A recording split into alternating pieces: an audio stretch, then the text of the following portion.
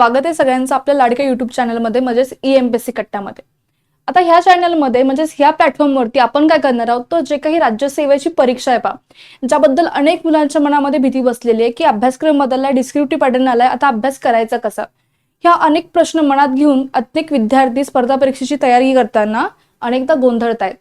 तर ही जी काही प्लॅटफॉर्मवरती आम्ही एक टीम आणलेली आहे, ही टीम अत्यंत अनुभवी शिक्षक असतील, त्याचबरोबर क्वालिफाईड असतील, ज्यांनी पोस्ट काढलेले आहेत, UPSC चे इंटरव्ह्यू सुद्धा दिलेले आहेत। म्हणजेच प्रत्येक विषयाचा तज्ञ शिक्षक तुम्हाला या ठिकाणी मिळणार आहे, तेही एकाच प्लॅटफॉर्मवरती। आता या प्लॅटफॉर्ममध्ये आपण राज्यसेवेसाठी जे काही पूर्व असेल, मुख्य असेल, इंटरव्ह्यू, त्याचबरोबर जी काही टेस्ट सिरीज आहे ह्या सगळ्या गोष्टींची प्रॅक्टिस या एकाच ठिकाणी करून घेणार आहोत। त्यासाठी फक्त तुम्हाला काय करायचं आहे तर ह्या YouTube चॅनलला सबस्क्राईब करायचं आहे आणि मिळणारी प्रत्येक नोटिफिकेशन ही आवर्जून बघायची आहे। आता जर आपण आजच्या लेक्चरमध्ये पाहायचं ठरवलं की राज्यसेवा पूर्व आणि मुख्य परीक्षेचा जे काही अभ्यासक्रम आहे अभ्यासक्रम तर दिलेला असतो, पण त्या अभ्यासक्रमाचं विश्लेषण करणं किंवा खरंच कोणता मुद्दा महत्त्वाचा आहे ह्या गोष्टी लक्षात घेणं महत्त्वाचं आहे आणि यासाठी लागतो तो एक उत्तम शिक्षक। आणि त्याचबरोबर ह्या सगळ्या गोष्टी लक्षात घेण्यासाठी तुम्हाला काही काळजी करण्याची गरज नाहीये। प्रत्येक विषयासाठी तज्ञ शिक्षक जो इथे नेमलेला आहे तो शिक्षक तुम्हाला त्याच दर्जेदार पद्धतीने शिकवणार आहे। आता आपण जे काही संपूर्ण विज्ञान आहे विज्ञान म्हटलं की बऱ्याचशा मुलांच्या मनामध्ये भीती निर्माण होते की यार विज्ञान आहे, सायन्स आहे, अजिबात नाही, सगळ्यात सोपा विषय आपण याला म्हणूयात। आता ज्यावेळेस आपण विज्ञान बघतो तर विज्ञानामध्ये अनेकशे घटक आहेत, हेही तुम्ही लहानपणीपासून शिकलेले आहात। इयत्ता 5वी पासून जवळपास तुम्हाला विज्ञान ओळखीचा असतो, पण खरंच विज्ञानामध्ये कोणते महत्त्वाचे टप्पे आहेत, खरंच प्रश्न कुठे विचारला जातो किंवा अभ्यास करताना कुठली पद्धत वापरली की विज्ञान हा विषय अवघड वाटणार नाही, ह्या सगळ्या गोष्टींचं जे काही नॉलेज आहे ते आपल्याला या ठिकाणी पाहायचं असतं। आता जर विज्ञान म्हटलं तर विज्ञानामध्ये वेगवेगळ्या शाखा आहेत, हेही तुम्हाला माहिती आहे। बघा, विज्ञान म्हणजेच काय तर सायन्स। याच्यामध्ये आपल्याला काय पाहायला भेटतं की भौतिकशास्त्र असेल, रसायनशास्त्र असेल, जीवशास्त्र आणि तंत्रज्ञान। बघा, हे झाले मुख्य तुमचे 4 घटक। काय, परत एकदा लक्ष द्या, भौतिकशास्त्र म्हणजेच तुमचं फिजिक्स, त्याबरोबर रसायनशास्त्र म्हणजेच तुमचं केमिस्ट्री आणि जीवशास्त्र म्हणजेच तुमचं बायोलॉजी आणि तंत्रज्ञान म्हणजे थोडासा किचकट पार्ट येतो पण महत्त्वाचा आहे तो म्हणजे टेक्नॉलॉजी। आता हे झाले 4 मुख्य पार्ट। याच्यामध्ये मार्कांचं जे काही विभाजन आहे ते कसं केलं जातं, भौतिकशास्त्रासाठी 6 प्रश्न असतील, रसायनशास्त्रासाठी 5 ते 6 असतील, जीवशास्त्रामध्ये पुन्हा 3 घटकांमध्ये ते विभागलं जातं, जसं की वनस्पतीशास्त्र म्हणजेच तुमची बॉटनी, प्राणीशास्त्र म्हणजे झूलॉजी आणि अजून एक घटक तो म्हणजे काय तर आरोग्यशास्त्र, तुमचं जे काही हेल्थ सायन्स आहे, म्हणजेच तुम्हाला कुठल्या प्रकारचे रोग होतात किंवा जे काही आरोग्यासाठी शासन वेगवेगळ्या स्कीम काढत असतं त्या स्कीम त्याच्यामध्ये आपल्याला शिकायच्या आहेत। आता बघा, भौतिकशास्त्र म्हटलं की सगळ्यांच्या डोक्यामध्ये येतं की थोडेसे न्यूमरिकल असतील, म्हणजे सांख्यिकी ज्ञान आपल्याला असायला हवं, थोडं मॅथमॅटिक पण लागतं। जर आपण रसायनशास्त्र बघितलं, कार्बन, हायड्रोजन तुमचे जे काही एलिमेंट आहेत, कंपाऊंड आहेत, केमिकल रिॲक्शन्स आहेत, या सगळ्या गोष्टींचा समावेश कशामध्ये येतं रसायनशास्त्रामध्ये। त्यानंतर जीवशास्त्र, जीवशास्त्र म्हणजे तुमचं बायोलॉजी। 12वीच्या मुलांना आवडणारा सगळ्यात महत्त्वाचा टॉपिक म्हणजे बायोलॉजी, कारण की तेवढाच टॉपिक असा असतो की जो वाचला की लगेच समजतो। हा बायोलॉजीमध्ये आपल्याला किती घटक पाहिजेत तर 3। त्याच्यामधला पहिला आहे वनस्पतीशास्त्र। वनस्पतीशास्त्रामध्ये बघा, शब्दामध्येच आहे, वनस्पतींबद्दल सगळा अभ्यास, त्यांचं वर्गीकरण असेल, त्यांच्या जे काही आतमधले वेगवेगळ्या प्रोसेसेस असतील, जसं की अन्न बनवणं, अन्न ट्रान्सपोर्ट करणं, ह्या सगळ्या गोष्टी वनस्पतीशास्त्रामध्ये आपल्याला पाहायच्या आहेत। त्यानंतर प्राणीशास्त्र म्हणजे तुमचं झूलॉजी, ज्याच्यामध्ये प्राण्यांचे जे काही शरीर आहे, प्राण्यांची शरीर रचना कशी आहे, प्राण्यांचं वर्गीकरण कशा पद्धतीने केलेलं आहे, सगळ्या गोष्टी तुम्हाला त्या ठिकाणी शिकायच्या आहेत आणि अतिशय सोप्या पद्धतीने शिकायच्या आहेत। त्यानंतर आरोग्यशास्त्र म्हणजे तुमचं हेल्थ सायन्स। बघा, डॉक्टरकडे जाण्याचे जे काही कारण आहेत, तुम्हाला होणारे रोग असतील, तुमच्या आरोग्यामध्ये होणारा बिघड असेल, या सगळ्या गोष्टी आपल्याला पाहिजेत त्या आरोग्यशास्त्रामध्ये। त्यानंतर बघा, आपल्याला पाहिजे भौतिकशास्त्रामध्ये असलेले जे काही उपघटक आहेत। बघा, शब्द बघितला की शब्द छोटासा वाटतो, भौतिकशास्त्र, फिजिक्स, बस, पण याच्यामध्ये मुळात कुठले घटक आहेत किंवा कुठल्या घटकांवरती MPSC म्हणजेच आपल्या जे काही राज्यसेवा आहे ती प्रश्न विचारते ते आपल्याला बघायचंय। बघा, राशी आणि राशींचे मापन, फिजिकल क्वांटिटीज इयत्ता 5वी ते 6वी मध्ये शिकलेला असतो, पण आपल्याला थोडासा विसर पडतो, त्याच गोष्टी डीपमध्ये जाऊन आपल्याला या ठिकाणी बघायच्या आहेत।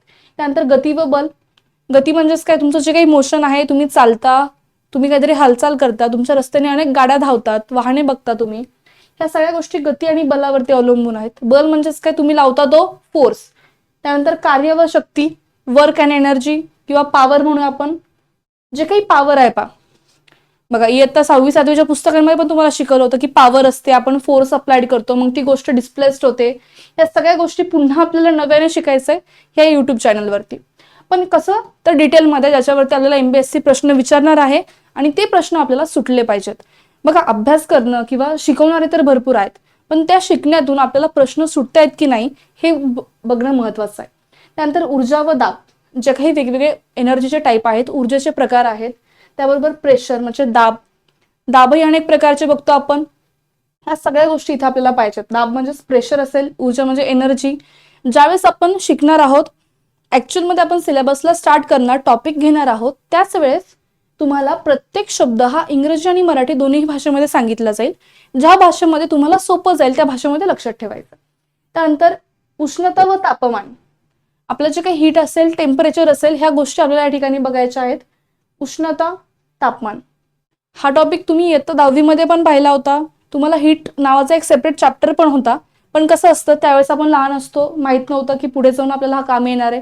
त्याच्यामुळे तुम्ही तेव्हा एवढ्या काळजीने केलेलं नसेल, तेवढ्या काळजीने आता आपल्याला इथे करायचं आहे. त्यानंतर बल व बलाचे प्रकार, फोर्स आणि टाइप्स ऑफ फोर्स, हा एक महत्वाचा मुद्दा आपल्याला या ठिकाणी बघायचा आहे. ध्वनी व तरंग, ध्वनी म्हणजेच काय तर आपण जो काही बोलतोय तो साऊंड जो आहे, त्या साऊंडमध्ये आपल्याला बऱ्याचशा गोष्टी शिकायच्या आहेत. त्याच्यामध्ये आपला कान सुद्धा आपल्याला बघायचा आहे की आपल्या कानामध्ये काय असतं, कानाचा पडदा कशा पद्धतीने असतो, कुठे असतो, ह्या सगळ्या गोष्टी इथे पाहिजे.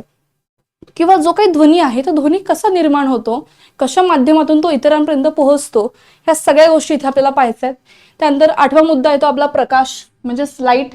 लाईट कशा पद्धतीने मिळतीये, आता आपल्याला सगळ्यांना माहिती आहे की आपण सूर्यप्रकाशामधून घेतोय, पण याच्या मागे अनेक घटक असणार आहेत, ते घटक आपल्याला त्या ठिकाणी बघायचे. त्यानंतर भिंग व आरसे, तुमचं जे काही मिरर आहे, लेन्स आहे, बघा MPSC करणाऱ्या पोरांना तर भिंग सगळ्यात जवळची गोष्ट म्हणजे चष्मा असतो की नाही, तर तो कशा पद्धतीने बनला, त्याचा उपयोग काय, ह्या गोष्टी आपल्याला या ठिकाणी बघायच्या आहेत. त्यानंतर येते विद्युत धारा, जी काही इलेक्ट्रिसिटी तुम्ही वापरता, तुमचा जो काही आवडती गोष्ट आहे पा मोबाईल, त्याला तुम्ही चार्ज करता, त्यासाठी तुम्हाला लाईट लागते. टीव्हीला तुम्हाला लाईट लागते. तुम्ही जो काही फॅन वापरताय सध्या रूममध्ये बसून, त्यालाही लाईट लागते. आणि तुम्ही मला ज्या माध्यमातून बघताय त्या इंटरनेटसाठी सुद्धा काय लागते, लाईट लागते. तर ही विद्युत धारा कशा पद्धतीची आहे, याच्या निर्मितीसाठी काय लागतं, किंवा कुठल्या बेसिक गोष्टी आहेत आपल्याला माहीत पाहिजेत, त्या सगळ्या गोष्टी आपण या ठिकाणी बघणार. त्यानंतर चुंबक, जे काही मॅग्नेट असतं पा, लहानपणी पाहिलं असेल बा, मॅग्नेट एकमेकांना अट्रॅक्ट करतं, ते अपोजिट पोल अट्रॅक्ट करतात, सेम असेल तर रिपेल करतात, म्हणजे एकमेकांना लांब ढकलतात. ह्या सगळ्या गोष्टी तुम्ही पाहिल्या असतील बा, plus minus, north pole, south pole म्हणजे दक्षिण उत्तर, ह्या सगळ्या गोष्टी आपण बघणार त्या चुंबक टॉपिकमध्ये. आता सगळं सांगितलं तर पुढे काहीच राहणार नाही, त्यामुळे आता फक्त ओळख करून घ्यायची आहे. आणि बाकीच्या गोष्टी आपण जेव्हा हा टॉपिक शिकणार आहोत त्यावेळेस तो इन डिटेल घेतला जाईल. त्याचबरोबर PYQs जे आहेत, यामागे राज्यसेवेने म्हणजे जे काही आपला MPSCचा ग्रुप आहे त्यांनी कोणते कोणते प्रश्न विचारले होते, कोणत्या मुद्द्यावरती कशा पद्धतीने प्रश्न आला होता, ह्या सगळ्या गोष्टी आपण त्या ठिकाणी घेणार. त्यानंतर विद्युत चुंबकीय पट, जो काही इलेक्ट्रोस्टॅटिक फोर्स आहे तर तो कशा पद्धतीने असतो, मॅग्नेटिक फोर्स कसा असतो.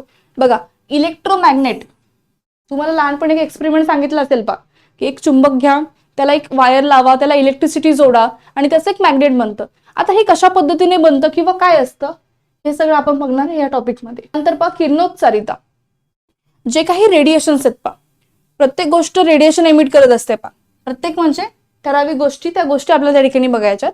जी गोष्ट रेडिएशन सोडते, किरण सोडते, तिला म्हणतात किरणोत्सारित पदार्थ. जसं की बघा तुम्ही रोडवरती रेडियम वगैरे पाहत असाल, ते रेडियम चमकतात, त्या पद्धतीचे अनेक पदार्थ आपल्याला त्या ठिकाणी बघायचे आहेत.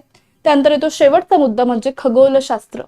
खगोलशास्त्र म्हणजेच काय, आपला जे काही स्पेस आहे, जे काही अवकाश आहे, त्या आकाशामध्ये जे काही चांद्रयान, मंगळयान, जे कुठल्या उपग्रह सोडले जातात किंवा उपग्रह पहिल्यापासूनही तिथे आहेत काही, बघा मानवनिर्मित पण असतात आणि नैसर्गिक पण असतात. मग जे मानवनिर्मित ते आपण पाठवलेले आणि नैसर्गिक असतात ते तिथेच प्रेझेंट. आणि त्याचबरोबर अनेक ज्या काही गोष्टी खगोलामध्ये प्रेझेंट आहेत पण ते आपल्याला माहिती नाही आहेत, ह्या सगळ्या गोष्टी आपल्याला या ठिकाणी बघायच्या आहेत. आता हे झालं तुमचं भौतिकशास्त्र. याच्यावरती तुम्हाला 5 ते 6 प्रश्न विचारतील, म्हणजे हा टॉपिक महत्वाचा आहे. आणि करायचे किती, फक्त 14 टॉपिक. 14 पैकी आपण महत्वाचे धरूया 10. ठीक आहे, अवघड नाहीये. प्रत्येक टॉपिकला आपण मॅक्झिमम 4 ते 5 लेक्चर जरी घेतले तरी हा सिलेबस अत्यंत सोप्या पद्धतीने तुमच्यापर्यंत पोहोचवण्याची जबाबदारी पूर्णपणे माझी राहील. त्यामुळे अत्यंत चांगल्या पद्धतीने अभ्यासाची तयारी करावी आणि लेक्चरला बसताना सिरियसनेस बसावं की तो अभ्यास आपल्याला करावा असा वाटला पाहिजे. त्यानंतर भौतिकशास्त्रानंतर आपण बघणार आहेत रसायनशास्त्र म्हणजेच काय तर केमिस्ट्री. सगळ्यांच्या नावावरतीचा विषय म्हणजे केमिस्ट्री. कारण की केमिस्ट्रीमध्ये बऱ्याचशा गोष्टी किचकट असतात ना. इथे 2 चुकला की अख्खं अनबॅलन्स होऊन जातं, रिएक्शन चुकून जाते. बट इथे अभ्यास करताना आपल्याला काय शिकायचंय तर फक्त रिएक्शनला बॅलन्स करणं किंवा फक्त कार्बन वगैरे बघणं ह्या गोष्टीच नाही, तर त्याच्या खोलपर्यंत जाऊन जो काही आयोग आहे तो आयोग कशा पद्धतीने प्रश्न विचारतो हे आपल्याला माहित असलं पाहिजे. बघा, द्रव पदार्थ अवस्था आणि अवस्थांतर. जे काही पदार्थ आहेत, बघा पदार्थ माहिती आहेत की तुम्हाला, काही द्रव असतात, काही स्थायू असतात, तर काही वायू असतात.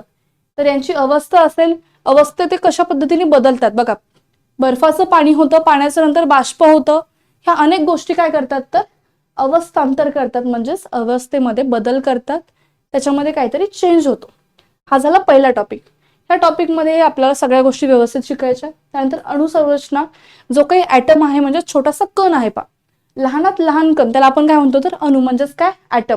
तर त्याची रचना कशा पद्धतीने आहे, कशा पद्धतीने ॲटम असतो. आता आपण बघितलेलं आहे सेंटरला काय असतं न्यूक्लियस म्हणजेच काय केंद्रक. त्याच्या भोवती फिरतात त्या शेल्स म्हणजे त्याची कक्षा, आणि त्याच्यामध्ये फिरतात ते इलेक्ट्रॉन्स. काय फिरतात रे बाळांनो, इलेक्ट्रॉन्स. मग हे जे काही स्ट्रक्चर आहे ते स्ट्रक्चर कशा पद्धतीने आहे, त्याच्यामध्ये कुठल्या गोष्टी आहेत, ह्या सगळ्या आपण त्या ठिकाणी बघणार. त्यानंतर मूलद्रव्य म्हणजेच एलिमेंट, आवर्त सारणी म्हणजे तुमचं पिरियडिक टेबल, जे काही एलिमेंट असतात की नाही, कार्बन, हायड्रोजन, नायट्रोजन, ह्या सगळ्या गोष्टी आणि त्यांचं वर्गीकरण कशा पद्धतीने केलेलं आहे, ह्याही गोष्टी आपण त्या ठिकाणी बघणार. त्यानंतर धातू व अधातू. काही गोष्टी धातू असतात तर काही गोष्टी अधातू असतात, म्हणजेच मेटल आणि नॉन मेटल्स. तुम्ही लोखंड बघता, कोण झालं धातू. त्याच्यानंतर तुम्ही एखादी गोष्ट मऊ बघता, समजा कार्बन बघा, कार्बन गॅस आहे, मग तो धातू झाला का नाही, मग तो कोण झाला अधातू. अशा अत्यंत सोप्या कन्सेप्ट आपण बघणार आहे. त्यानंतर संयुगे म्हणजेच काय तर जे काही कंपाऊंड आहेत वेगवेगळ्या पद्धतीचे, तुम्ही खाता तो सोडा असेल, भज्यामध्ये ढोकळ्यामध्ये वगैरे टाकून खाता की नाही, तो सोडा वेगळा, जो काही वॉशिंग सोडा वापरतो आपण कपडे धुण्यासाठी तो सोडा वेगळा. तर त्यांची संयुगे कशी बनतात तर ते आपण त्या ठिकाणी बघणार. आम्ल म्हणजेच ऍसिड, बेस, त्याचबरोबर सॉल्ट. ह्या अत्यंत महत्वाचा टॉपिक आहे ऍसिड, बेस आणि सॉल्ट. याच्यावरती अनेकदा प्रश्न त्या ठिकाणी विचारलेला आहे. आणि खरी केमिकल रिएक्शनची सुरुवात होते इथून. तुम्हाला जर ह्या गोष्टी कळल्या की ऍसिड कोणतं, बेस कोणतं, क्षार कशी बनते, सॉल्ट कशी तयार होते, तर हे सगळं केमिस्ट्री सोपं जातं. त्यानंतर रासायनिक अभिक्रिया म्हणजेच काय केमिकल रिएक्शन. कार्बन आणि ऑक्सिजन पासून कार्बन डायऑक्साईड कसं बनतं, हायड्रोजन आणि क्लोरीन पासून हायड्रोक्लोरिक ऍसिड कसं बनतं, ह्या सगळ्या गोष्टी आपण ह्या ठिकाणी बघणार. त्यानंतर कार्बन आणि कार्बनची संयुगे.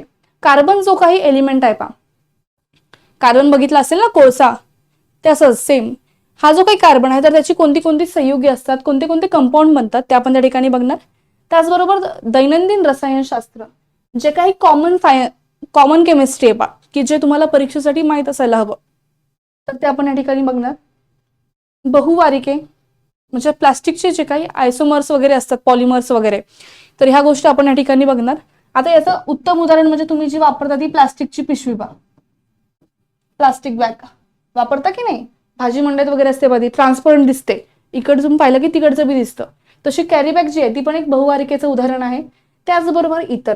आता ह्या इतर मध्ये आपण काय शिकणार तर सगळ्या बेसिक गोष्टी, त्याचबरोबर आपल्याला काय काय माहित असायला हवं केमिस्ट्रीमध्ये शिकताना, किंवा कशावरती प्रश्न विचारलाय, अजून एखादा टॉपिक ऍड होतो तर ते सगळं इतर मध्ये टाकायचं. असा हा सोपा सिलेबस असणार आहे तुमचा रसायनशास्त्राचा. हा पण किती मार्कांना, 5 ते 6 मार्कांना, म्हणजे महत्वाचा आहे. आता हे झालं रसायनशास्त्र. आता ज्यावेळेस आपण भौतिकशास्त्र पाहिलं, रसायनशास्त्र पाहिलं, कुठेही भाग नव्हते मग आता आपण जेव्हा जीवशास्त्र बघणार तेव्हा आपल्याला कमीत कमी किती भाग बघायचे, 3. त्याच्यामध्ये वनस्पतीशास्त्र आहे, प्राणीशास्त्र आहे आणि त्याचबरोबर आरोग्यशास्त्र आहे. मग मला सांगा रसायनशास्त्र सोपं की भौतिकशास्त्र की जीवशास्त्र, तर माझ्या उद्देशाने म्हणाल तर जीवशास्त्रापेक्षाही रसायनशास्त्र आणि भौतिकशास्त्र सोपं, कारण की याच्यामध्ये जे काही सिलेबस आहे तो सिलेबस वास्ट आहे, म्हणजे सिलेबसचं जे काही प्रमाण आहे ते जास्त प्रमाण आहे. आणि भौतिकशास्त्र आणि रसायनशास्त्राचा जो काही सिलेबस आहे तो कमी पॉईंटमध्ये डिवायडेड आहे. त्यामुळे भौतिकशास्त्र असेल, रसायनशास्त्र असेल, याचा अभ्यास आधी क्लिअर करायचा आणि मग जायचं जीवशास्त्राकडे. ठीक आहे. आता जीवशास्त्रामध्ये सगळ्यात पहिला घटक तो म्हणजे कोणता, प्राणीशास्त्र म्हणजेच तुमचं झूलॉजी. आता हे जे काही प्राणीशास्त्र आहे तर प्राणीशास्त्रामध्ये तुम्हाला एकूण 15 घटक या ठिकाणी आपण दिलेले आहेत. आता हे 15 घटक अत्यंत चांगल्या पद्धतीने करणं गरजेचं आहे. आणि जीवशास्त्राची खरी एक मजा आहे, एक गोष्ट कळाली की त्याच्यावरती डिपेंडेंट दुसरी गोष्ट असते, दुसरी कळाली की तिसरी कळते, तिथून पुढे मग ते हळूहळू समजत जातं. पेशी, ऊती व रचना. आपल्या बॉडीमध्ये पेशा आहेत माहिती आहे, मग त्या कशा पद्धतीच्या आहेत, कोणत्या प्रकारच्या आहेत, त्याच्यावरती आयोग कसे प्रश्न विचारतं, त्या गोष्टी आपण या टॉपिकमध्ये शिकणार. त्यानंतर वर्गीकरण. बघा, वर्गीकरण कोणाचं पाहायचं? प्राण्यांचं. प्राणीशास्त्रामध्ये वर्गीकरण कोणाचं बघणार आपण? तर प्राण्यांचं. जे काही प्राणी आहेत, काही सरपटणारे आहेत, काही चालणारे आहेत, बरेचसे पक्षी पण आहेत, ते पक्षी उडतात पण, म्हणजे विभाजन आहे की नाही, काही जमिनीवर राहतात, काही पाण्यामध्ये राहतात. म्हणजे इथे काय झालेलं आहे तर वर्गीकरण पडलेलं आहे, ते वर्गीकरण आपण या ठिकाणी शिकणार. त्यानंतर ग्रंथी, संप्रेरके आणि विकरे. तुमच्या बॉडीमध्ये जे काही ग्लँड आहेत म्हणजे ग्रंथी आहेत, थायरॉइड ग्लँड ऐकली असेल, पॅनक्रिया ऐकले असतील, त्याच्यानंतर तुमची लाळ ग्रंथी, सलायवरी ग्लँड ऐकली असेल, ते कोणती संप्रेरके म्हणजे काय काय, जशी की तुमच्या तोंडामध्ये असणारी लाळ आहे, हे पण काय तर एक संप्रेरक आहे. आणि विकरे, ह्या गोष्टी आपण या ठिकाणी बघणार. त्यानंतर पचन संस्था, तुम्ही जे खाता, आणि खरं सांगायचं झालं तर सगळे प्रयत्न चालू असतात ते 2 टायमाच्या जेवणासाठी, आणि ते कोणासाठी तर आपल्या पोटासाठी. आपल्या पोटामध्ये काय चालू ते तर माहित असायलाच पाहिजे, तर त्यासाठी आपण काय बघणार आहे तर पचन संस्था. पचलेलं पचन संस्थेमध्ये, न पचलेलं कशामध्ये बघायचं? उत्सर्जन संस्थेमध्ये. तुम्ही जो श्वास घेता तो श्वसनामध्ये. तुमच्या बॉडीमध्ये जी काही हाडे आहेत शरीरामध्ये असणारी, ती कशामध्ये शिकायची आहेत? अस्थि संस्थेमध्ये. तुमच्या शरीरामध्ये असणारे स्नायू म्हणता की नाही मला बायसेप आहेत, ट्रायसेप आहेत, तर हे स्नायू कशामध्ये शिकायचे आहेत आपल्याला? ह्या टॉपिकमध्ये. त्यानंतर जीवाणू, विषाणू आणि परपोषी. जे काही जीवाणू आहेत बॅक्टेरिया, जे काही विषाणू आहेत म्हणजेच व्हायरस, आणि जे काही परपोषी आहेत म्हणजेच पॅरासाइट. जीवाणू म्हणजे काय रे? बॅक्टेरिया, आपण बघतो की नाही जंतू. विषाणू म्हणजे कोविड सारखा व्हायरस तुम्ही बघितला तो विषाणू. परपोषी म्हणजे दुसऱ्या जीवावरती जगणारा, तुम्ही गोचिड वगैरे पाहिला असेल पा, दुसऱ्याच्या अंगावरती बसून त्याच्या शरीरातलं रक्त पिऊन घेतं. तर हे जे काही उदाहरणं आहेत ते कशाचे झाले? परपोषी म्हणजे दुसऱ्याच्या जीवावरती जगणारे. आता तुम्ही सगळे विद्यार्थी पण कसे आहात? परपोषी, कारण की तुम्ही कोणाचं खाता? तुमच्या घरच्यांचं, म्हणजे तुम्ही डिपेंडेंट कोणावरती झाले? तुमच्या घरच्यांवरती. अशा पद्धतीने. त्यानंतर प्रजनन, एका माणसापासून किंवा एका सजीवापासून दुसऱ्या सजीवाची निर्मिती कशा पद्धतीने होते, त्यासाठी कुठकुठल्या प्रोसेस आहेत, कोणते कोणते अवयव सहभागी असतात, त्या गोष्टी या टॉपिकमध्ये बघायच्या. आपल्या बॉडीमध्ये होणारं जे काही रक्ताभिसरण आहे, कशा प्रकारे रक्ताचं फ्लो जो आहे, जे काही रक्त आहे ते कशा पद्धतीने प्रवाहित केलं जातं, हृदयापासून सगळ्या अवयवांपर्यंत ते कशा पद्धतीने पोहोचवलं जातं, ह्या गोष्टी आपण या ठिकाणी बघणार. रक्ताभिसरणाच्या घटकामध्येच आपल्याला हृदय पाहायचंय, कारण की सगळ्यात महत्वाचा टप्पा कोणता आहे? हृदय. हृदयामुळेच काय होतं तर रक्ताभिसरण. त्यानंतर रक्त, जर ऑक्सिजन असेल, विटॅमिन असेल, न्यूट्रिएंट असेल, ह्या सगळ्या गोष्टींचा पुरवठा जर संपूर्ण शरीराला करायचा असेल तर कोण मदत करतं? रक्त. एखाद्याच्या बॉडीमध्ये जर रक्त नसेल तर तो किती आजारी पडतो हे आपल्याला चांगलंच माहिती आहे, त्याच्यामुळे हा महत्वाचा घटक आहे. त्यानंतर जनुकशास्त्र, जे काही जेनेटिक्स आहे, आपल्या पालकांकडनं आपल्यामध्ये आलेले जे काही घटक आहेत तर ते घटक कशामध्ये शिकायचे? जनुकशास्त्र. म्हणजेच आपल्याला काय बघायचं इथे? जेनेटिक्स. म्हणजेच एका पिढीपासून दुसऱ्या पिढीपर्यंत संक्रमित झालेल्या ज्या काही गोष्टी आहेत ते कशा पद्धतीने होतात, त्याला काय म्हणतो आपण, किंवा कशाच्या मार्फत संक्रमित होतात, ह्या गोष्टी आपण जनुकशास्त्रामध्ये बघणार. त्यानंतर मानवी उत्क्रांती. बघा, पहिला आपण माकड होतो, माकडाची उत्क्रांती झाली आणि तिथून पुढे आपण काय बनलो? मानव बनलो. आता असं व्हायला लागलं की मानव पुन्हा माकडं बनायला लागली आहेत. त्याचं कारण आपणच आहेत, कारण की आपण वाकून बसतो की नाही. तर हा जो काही उत्क्रांतीचा टप्पा आहे तर तो उत्क्रांतीचा टप्पा आपल्याला त्या ठिकाणी बघायचा आहे. काही गोष्टी हसण्यावरही घेत चालला, काही गोष्टी सिरियस घेत चाललं. सिलेबस बघताना आपण काय पाहिलं? पेशी आहे शरीरामध्येच, स्नायू आहेत शरीरामध्ये, ह्या ज्या काही सगळ्या संस्था आहेत त्या पण कुठे? शरीरामध्ये. मग आपल्याला शिकायचंय काय? तर जे आपल्या ओळखीमध्ये आहे, आपण ज्या गोष्टीला रोज बघतोय त्याच गोष्टी इथे शिकायच्या आहेत. म्हणजे अत्यंत सोपा टॉपिक आहे आपण. त्यानंतर आपण येतो वनस्पती शास्त्राकडे. बघा, लहानपणीपासून झाडांचे डायग्राम तुम्ही काढत आले बा. आता ह्या झाडांचे डायग्राम काढल्यानंतर याच्यामध्ये कुठकुठले घटक आहेत, याच्यामध्ये पानं आहेत का, मुळं आहेत का, तर त्या मुळांचा उपयोग काय आहे, मुळं काय कार्य करतात, कसे बनतात, या सगळ्या गोष्टी इथं पाहिजे. सगळ्यात पहिले पाहिजे आपल्याला वनस्पतीचं वर्गीकरण. काही वेली आहेत, काही वनस्पती पाण्यामध्ये सापडतात, काही जमिनीवरती, त्यानंतर काही अशा आहेत ज्या दलदलीच्या प्रदेशामध्ये सापडतात, जसं की चिखलाच्या ठिकाणी. त्या सगळ्या गोष्टी त्या वर्गीकरणामध्ये आपण बघणार. त्याच्यावरती कशा पद्धतीने संशोधन झालं, वर्गीकरण कोणी कोणी केलं, जसं आपल्याला माहिती आहे पहा, R.H. विटाकर याने काय केलं होतं तर 5 किंगडम सिस्टीम दिली होती, 5 घटकांमध्ये वर्गीकरण केलं होतं. तर ह्या सगळ्या गोष्टी आपण त्या ठिकाणी बघणार आहेत. नंतर वनस्पतीला कशा पद्धतीचे अवयव असतात, जसं आपल्याला हातपाय असतात की नाही, तसं वनस्पतींचे अवयव बघणार. वनस्पतींपासून कुठली औषधी म्हणतात, त्यांचा उपयोग कशासाठी केला जातो, ह्या गोष्टी आपण त्या ठिकाणी बघणार आहोत. वनस्पतींची वाढ कशी होते, कोणती संप्रेरके ही वनस्पतीमध्ये प्रेझेंट असतात, आपण हे त्या ठिकाणी बघणार. वनस्पतीमधले न्यूट्रिएंट, वनस्पतीच्या वाढीसाठी लागणाऱ्या गोष्टी असतील, पोषणद्रव्य असतील आणि वनस्पतींना होणारे रोग असतील. फक्त माणसांनाच रोग होतात का, तर अजिबात नाही, वनस्पतींना सुद्धा रोग होतात. ते कशा पद्धतीने होतात ते आपण त्या ठिकाणी बघणार आहेत. आपण गावाकडे पाहिलं असेल पहा, झाडांवरती कधी कधी पिवळ्या कलरची अशी छोटी छोटी पावडर दिसते किंवा कधी ब्लॅक कलरची दिसते. तर ती का दिसते, तर त्यांना काय झालेला असतो, तर रोग झालेला असतो. तर तो रोग कसा होतो, त्यासाठी कुठली औषधं आहेत, कुठली पोषणद्रव्ये कमी पडतात, कुठली न्यूट्रिएंट कमी पडतात, ह्या सगळ्या गोष्टी आपण त्या ठिकाणी बघणार आहोत. ज्यावेळेस तुम्ही टॉपिक शिकणार, त्या टॉपिकमध्ये असणाऱ्या सगळ्या गोष्टी, त्याचबरोबर त्या टॉपिकवरती आलेले प्रश्न, आयोग कोणत्या मुद्द्यांवरती वारंवार प्रश्न विचारतो ते मुद्दे, सगळ्या गोष्टी आपण त्या ठिकाणी क्लिअर करणार. त्यानंतर येतो आरोग्यशास्त्राकडे. अत्यंत सोपा टॉपिक, याच्यावरती आयोग जास्तीत जास्त 2 ते 3 प्रश्न विचारतो पहा. ठीक आहे. आणि टॉपिक पहा किती येते, 1, 2 आणि 3. फक्त 3 टॉपिक आहेत, 3 प्रश्न विचारतात कमीत कमी, असं गृहीत धरायचं आणि टॉपिक क्लिअर करायचं. आहार आणि पोषणद्रव्य. आपल्याला कोणता आहार लागतो, आपण केळी खातो, फळं खातो, चपाती भाजी सगळं खातो. तर हो आहार, आणि त्या आहारामधनं आपल्याला काय भेटतंय ते पण आपल्याला त्या ठिकाणी बघायचं. जसं की डाळीमधनं प्रोटीन भेटतं, म्हणजेच प्रथिने भेटतं.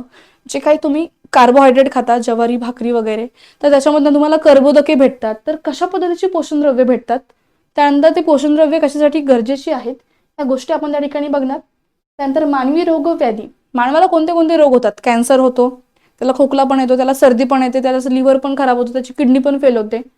अनेक रोग आहेत बघा, अनेक असे रोग आपल्याला त्या ठिकाणी बघायचे. व्याधी म्हणजेच काय रे बाळांनो, आजार, ह्या ठिकाणी बघायचं. आता ह्या रोगांवरती काय होतं, तर उपचार होतात. त्याच्यामध्ये झालं की नाही, मग रोगांवरती जे उपचार लागतात ते उपचार पद्धती शिकायच्या. शासनाचे जे काही कार्यक्रम येतात पहा, शासन लसीचा पुरवठा केला बघा. कोविड ज्यावेळेस आला होता, अनेक वेळा आपल्याला काय केलं होतं, तर मोफत लसीकरण केलं होतं. तर यासारख्या जे काही शासनाचे कार्यक्रम आहेत, तर ते कार्यक्रम त्या ठिकाणी आपल्याला बघणं गरजेचं असतं.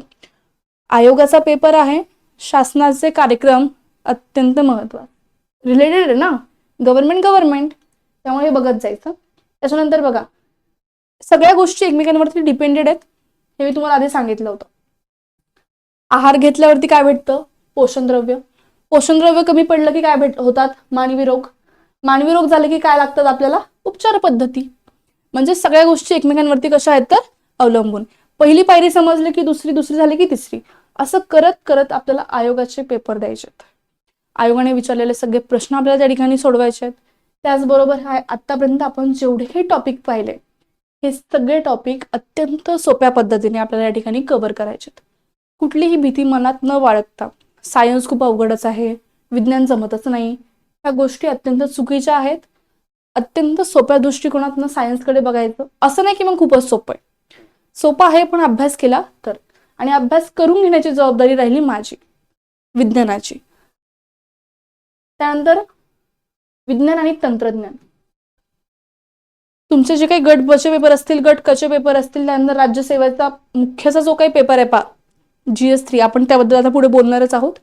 अत्यंत महत्त्वाचा टॉपिक तो म्हणजे टेक्नॉलॉजी, विज्ञान आणि तंत्रज्ञान. याच्यामध्ये आपल्याला बघायचं आहे अणुऊर्जा, टेलिफोन, उपग्रह तंत्रज्ञान, मेडिकल तंत्रज्ञान, क्षेपणास्त्र, म्हणजे जे काही तुम्ही सॅटेलाइट वगैरे पाठवता की नाही ते, लेझर, इतर संगणक आणि महत्वाचे तक्ते. हे मी फास्ट का सांगितलंय, लक्षात घ्या. टेलिफोन, त्याच्यानंतर अणुऊर्जा, त्यानंतर मेडिकल तंत्रज्ञान, ह्या सगळ्या गोष्टी येत आहेत त्या तंत्रज्ञानाच्या. उपग्रह म्हणजे तुम्ही जे सॅटेलाइट पाठवतायत, क्षेपणास्त्र, तुम्ही जे काही बघा, आपण बघतो की नासा आहे, इस्रो आहे, तुमच्या 2 ओळखीच्या संस्था आहेत. तर ह्या कशावरती कार्य करतात, तर पूर्णपणे टेक्नॉलॉजीवरती. टेक्नॉलॉजी झाली तर विकास होणार, टेक्नॉलॉजी नाही तर विकास पण नाही. त्याच्यामुळे ह्या गोष्टी शिकणं अत्यंत महत्त्वाचं आहे. संगणक म्हणजे तुम्ही जो वापरताय तो कम्प्युटर. त्याचबरोबर लेझर पण तुम्हाला माहिती आहे. तर ह्या सगळ्या गोष्टींचा उपयोग कुठे होतो, कशा पद्धतीने होतो, त्याच्यानंतर यांचा शोध कोणी लावला, सगळ्यात महत्वाचा याचा शोध कोणी लावला, ह्याच्यावरती अनेकदा प्रश्न विचारलेले आहेत. आता समजा टेलिफोन आहे, तर टेलिफोनचा शोध कोणी लावला, तुम्हाला माहिती नसेल तर शोधानी कमेंट करा पटपट. त्यानंतर टीव्ही पण याच्यामध्ये आपण शिकणार. टेक्नॉलॉजी म्हटलं की सगळ्या इलेक्ट्रॉनिक डिव्हाइस याच्यामध्ये आपण बघणार आहोत. तर हा एक टॉपिक महत्वाचा आहे. बघा आतापर्यंत आपण जो काही सिलेबस पाहिला तो प्रीच्या दृष्टिकोनातून पाहिला. मुख्यसाठी पण त्यातले काही घटक आहेत, पण मुख्यतः काय तर प्री. त्याच्यानंतर आपण येतो मेन्सकडे. मेन्समध्ये पाहिलं तर काय, GS 3 मध्ये आपल्याला सायन्सचा समावेश आहे. सगळ्यात महत्वाचे टप्पे हे की जे तुम्हाला मुख्य परीक्षेसाठी सुद्धा उपयोगी असणार आहेत. आता याच्यामध्ये काय पहा, विज्ञान व तंत्रज्ञान म्हणजे सायन्स अँड टेक्नॉलॉजी, घडामोडी, त्यांचे उपयोजन, दैनंदिन जीवनातील परिणाम. तुम्ही जो काही शोध लावला, हा शोध चांगला होता, अणुबॉम्ब बनवला चांगला होता, पण त्या अणुबॉम्बचा वापर कुठे केला तर त्याचा काय परिणाम झाला, ह्या सगळ्या गोष्टी लक्षात घेतल्या पाहिजेत. त्याच्यानंतर विज्ञान व तंत्रज्ञानातील भारतीयांची कामगिरी, तंत्रज्ञानाचे स्वदेशीकरण आणि नवीन तंत्रज्ञानाचा विकसित किंवा त्याचा झालेला विकास. तंत्रज्ञान होतं, त्याचा विकास झाला, वापर कुठे कुठे झाला, कशा पद्धतीने झाला, ह्या सगळ्या गोष्टी इथे पाहिजेत.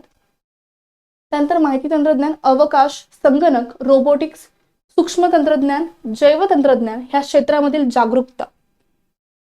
बघा सुरुवातीला आपण पाहिलं असेल पहा, जे काही जैव तंत्रज्ञान आहे याचा शोध जो लागलेला आहे, तर याच्यामुळे काय झालं तर अनेक झाडांची उत्पत्ती पटपट व्हायला लागली. तुम्ही आता IVF सारखे ट्रीटमेंट बघतायत, हे सगळं कशामुळे शक्य होतं तर तंत्रज्ञान विकसित होईल तसे लोकांची गरज कमी होईल आणि विकास हा जास्त पद्धतीने आणि अतिशय वेगाने त्या ठिकाणी होणार आहे. संवर्धन, पर्यावरणीय प्रदूषण व अवनती, पर्यावरणीय आघात आणि निर्धारण. पर्यावरणाचा जो काही समतोल खराब होणार आहे, कशामुळे तर वाढत्या प्रदूषणामुळे. तुम्ही जे काही वेगवेगळ्या टेक्नॉलॉजीचा शोध लावताय, तंत्रज्ञानाचा शोध लावताय, तर ते तंत्रज्ञान कितपत योग्य आहे, कितपत त्याचा घातक परिणाम किंवा चांगला परिणाम माणसावरती होऊ शकतो, पर्यावरण कुठपर्यंत तो परिणाम सहन करू शकतो, ह्या सगळ्या गोष्टी आपल्याला या ठिकाणी बघायच्या. आपत्ती येणार आहेत, आपत्तीचं व्यवस्थापन कसं केलं पाहिजे तेही पाहायचंय. आपत्तीमध्ये कोणती जोखीम घेतली किंवा ज्या काही जोखीम घेतल्या जातात तर त्याचा लोकांवरती, लोकांच्या जीवनावरती, मालमत्तेवरती कसा परिणाम होईल ते आपण बघणार. त्याच्यामध्ये जीवितहानी ही सुद्धा होणार आहे. विकास कशा पद्धतीने होतोय, उपद्रवाचा प्रसार यांच्यामधील दुवे, म्हणजे विकास असेल आणि जे काही अविकसित घटक आहेत. विकास प्रत्येकच ठिकाणी होईल असं नाही, टप्प्याटप्प्याने होऊ शकतो, बट एक सोबतच सगळीकडे विकास तो होणार नाही. तर त्याचं जे काही प्रसार माध्यमातील दुवे आहेत तर ते आपल्याला पाहिजेत. अंतर्गत सुरक्षेसाठी आव्हाने निर्माण करण्यात बाह्य राज्य व गैरराज्य घटकांची भूमिका. ज्या काही सुरक्षा आहेत, सुरक्षेच्या हेतूने घेतले जाणारे निर्णय या ठिकाणी बघायचे.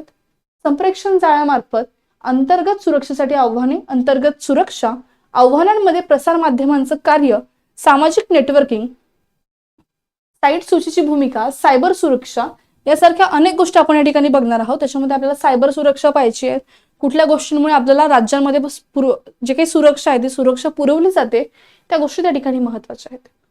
सुरक्षा आव्हाने आणि सीमा क्षेत्रातील त्यांचे व्यवस्थापन, दहशतवादाबरोबरच संघटित गुन्हेगारीचा संबंध, वाढत चाललेली गुन्हेगारी, दहशतवाद ह्या सगळ्या गोष्टींचा संबंध कशा पद्धतीने आहे ते आपल्याला या ठिकाणी शिकायचं आहे. विविध सुरक्षा दल आणि अभिकरणे व त्यांचे जनादेश. कुठलीही गोष्ट झाली की लोकांना वेगवेगळे आदेश दिले जातात. पहा कोविड आला होता, घराच्या बाहेर निघायचंच नाही, शाळेच्या आधी बिअरची दुकानं चालू झाले, अनेक अशा गोष्टी आहेत ज्याबद्दल आपल्याला बोलावं असं वाटतं. तर बोलण्यापेक्षा त्याचा अभ्यास करा की, म्हणजे तुम्हाला चांगलं काय आणि वाईट काय कळेल. तर MPSCचा हा झाला GS 3चा तुमचा सिलेबस. कोणत्या टॉपिकचा तर सायन्सचा, विज्ञानाचा. आता हे झालं मुख्यचं. कशाचं झालं हे मुख्यचं. मुख्याला जाण्यासाठी आधी आपल्याला काय करावं लागतं बाळांनो, प्री पास व्हावी लागते. आधी मुख्यचा अभ्यास करायचा आणि प्रीचा काहीच अभ्यास नाही, बाळू कसं जाणार मेन्सला. त्याच्यामुळे तुम्हाला काय करायचं, आधी जे काही टॉपिक आपण आधी पाहिलेत, भौतिकशास्त्राचे पाहिलेत, रसायनशास्त्राचे पाहिलेत, त्याचे स्क्रीनशॉट मारून घ्या. प्राणीशास्त्र असेल, वनस्पतीशास्त्र, आरोग्यशास्त्र आणि विज्ञान आणि तंत्रज्ञान ह्या गोष्टींचा चांगल्या पद्धतीने अभ्यास करून तुम्ही गट ब, गट क, त्याच्यानंतर इतर ज्या काही परीक्षा त्या परीक्षा, आणि मुख्यतः आपण फोकस कशावरती केलेला आहे तर राज्यसेवेवरती. तर ह्या परीक्षांचा अशा पद्धतीने जर तुम्ही टप्प्याटप्प्याने अभ्यास केला अत्यंत चांगल्या पद्धतीने, तर निश्चितच तुम्हाला विज्ञान विषयाची भीती निघून जाईल. आणि राज्यसेवेला मेरिटमध्ये येण्यासाठी, राज्यसेवा पास होण्यासाठी, आता मी असं जरी म्हटलं की हा विषय अनिवार्य आहे, कंपल्सरी आहे, तरीही चालेल. कारण की स्कोरिंग करायचं असेल तर सायन्स यायलाच हवंय. आता यासाठी बघा, सायन्स तर शिकायचंय मॅडम, तुम्ही तर शिकवणार आहे, मी तर शिकवणार, पण कशाच्या माध्यमातून? तर आपल्या जे काही बॅच आहेत त्या बॅच येणार आहेत. राज्यसेवा पूर्व मुख्य असेल, गट ब, गट क, त्याच्या ही पूर्व आणि मुख्यच्या GS3 ची स्पेशल बॅच पण तुम्हाला असणार आहे. ज्याच्यामध्ये फक्त सायन्स असेल. त्यानंतर सायन्सचे ऑल PYQ, जे काही आयोगाने घेतलेले PYQs आहेत, म्हणजे जे काही प्रश्नसंच आहेत, तर त्या प्रश्नसंचांचं पूर्णपणे विश्लेषण जे आहे ते विश्लेषणासाठी एक सेपरेट बॅच असणार आहे. तर ती बॅच तुम्ही घ्यायची आहे. त्यासाठी तुम्ही काय करायचं आहे, तर आपल्या जे काही स्पर्धाग्रामचं जे काही प्ले स्टोअरमध्ये ॲप आहे तर ते डाउनलोड करायचं आहे. त्याच्यामुळे तुम्हाला सर्व बॅचेस भेटतील. तुमच्या आवडीनुसार आणि तुमच्या अभ्यासानुसार ती बॅच विकत घ्यायची आहे. आणि त्याचबरोबर आपलं जे काही यूट्यूब चॅनल आहे EMPSC कट्टा, त्याला सबस्क्राईब करायचं. आतापर्यंत आपण सर्व अभ्यासक्रमाचं विश्लेषण त्या ठिकाणी पाहिलेलं आहे. आता आपल्याला पाहायचं आहे की राज्यसेवेसाठी असणारी जी काही बॅच आहे त्या बॅचमध्ये कुठली टीम आहे, त्या टीममध्ये असणारे जे काही मेंबर आहेत ते दर्जेदार तर आहेतच, पण ते कोण कोण आहे त्याची ओळख तुम्हाला करून लवकरच भेटणार आहे. तुम्ही काय करायचं, तर आपले जे काही स्पर्धाग्रामचं जे काही प्ले स्टोअरमध्ये ॲप आहे तर ते डाउनलोड करून तिथे तुम्हाला हवी असणारी बॅच त्या ठिकाणी उपलब्ध असेल, ती बॅच घ्यायची आहे आणि लवकरात लवकर ॲप डाउनलोड करायचा आहे. यूट्यूबवरती सगळ्यांनी सबस्क्राईब करायचं आहे EMPSC कट्टाला, म्हणजे असेच रोज रोज नवीन येणारे अपडेट तुम्हाला त्या ठिकाणी वेळोवेळी मिळत राहतात.